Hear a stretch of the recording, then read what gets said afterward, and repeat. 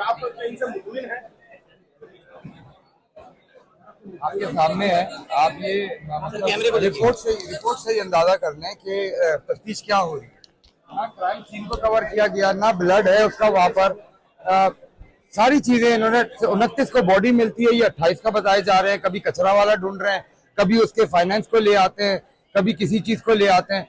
देखिए, एक बच्चा बिजनेसमैन था, पूरे पाकिस्तान पे करता है भाई। नवाज शरीफ ने जाके क्या गोली मार ली है वजीर आजम ने? उसके पास सोल्यूशन है, वो पढ़ा लिखा बच्चा था, उसके पास भी सोल्यूशन थे कि क्या करना है। उसको बुलाया किसने? हम बात कर रहे हैं मर्डर की, डिजिटल करेंसी, इन्वेस्टमेंट, फाइनेंस, ये हमें नहीं सुनना है। हम चाह रहे हैं कि मर्डर क्यों हुआ, मर्डर किसने किया वो बताएं। उस बच्चे ने क्लूज तो दिए आपको, उसको 100 किलोमीटर जाके क्यों खुदकुशी करनी थी, किस लिए अपने सर पे हेड शूट करना था? वही चीज डॉक्टर समिया बता रही हैं।